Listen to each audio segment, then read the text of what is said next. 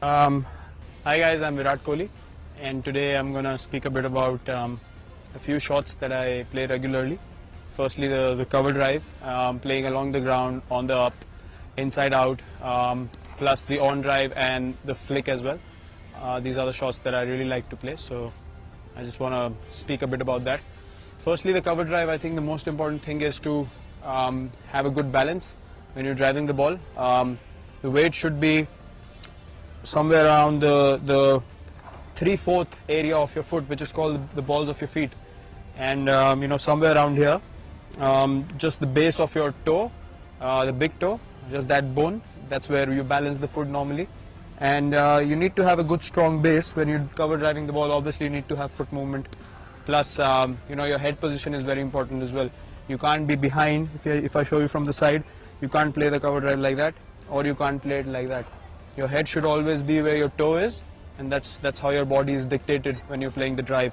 And that's where you connect the ball close to your body and close to your head, and that's where it stays in control. So there are a few ways of playing it. Playing along the ground really depends on the kind of length the ball is pitched at. So mostly when you play the drive along the ground, it will mostly be in the area very close to your foot, or maybe just where you stand in your stance, just where the foot is. So you need to adjust accordingly. If it's just in the half volley area, you need to take the foot towards the ball as you put your stride in. You have to figure if the ball is close enough for you to play it along the ground, or on the rise. So along the ground, again, contact point is very important. It has to be close to your pad, close to the body, depending on the length. If it's above your toe or ahead of your toe, then obviously you have to play along with your pad and make sure the follow through is such that the ball bounces right in front of you first. Or if the ball is a bit fuller, then I think the sensible thing to do, which I do most often is sort of go for the drive. When I place my foot, I rather just collapse my back foot rather than bending on the front foot, but my head still stays here, and I sort of connect the ball closer to my back leg, still keeping the head where I need to connect the ball. So that's very, very important, just to collapse the foot according to the length. Otherwise, you're going to end up yorking yourself or hit it up in the air. Secondly, on the rise, it's very important to practice such things in your practice sessions. If the ball is a little away from you, you need to sort of read the length and try to hit. Again, driving is all about hitting the ball as close to your body as possible. So when you're driving on the up, you need to make sure that you're connecting the ball in a way that you can see the ball bounce in front of you, before heading out in the outfield. It should be, just around 2 feet in front of you, the ball should have bounced. That's when you know that you've actually connected the ball really well and you are in control of the drive you've played. If it goes up in the air, then more often than not, it's just, a risky shot that came off. It's never in that much control. So I think those are the most important things when it comes to driving the ball. Keeping your head position right, just above your toe, not too forward, not behind, and your feet always have to be balanced. And secondly, playing the inside out cover drive to the spinners mostly, which happens.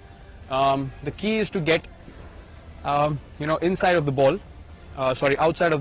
and not cramp yourself. So you need to give yourself a bit more room when you're playing the inside out drive, and you actually need to read the length of the ball and the line of the ball when it comes out of the bowler's hand. So the decision making in that is pretty quick, and you need to give yourself enough room for the bat from here to go there, and then come with the follow through, hitting past the inside out drives.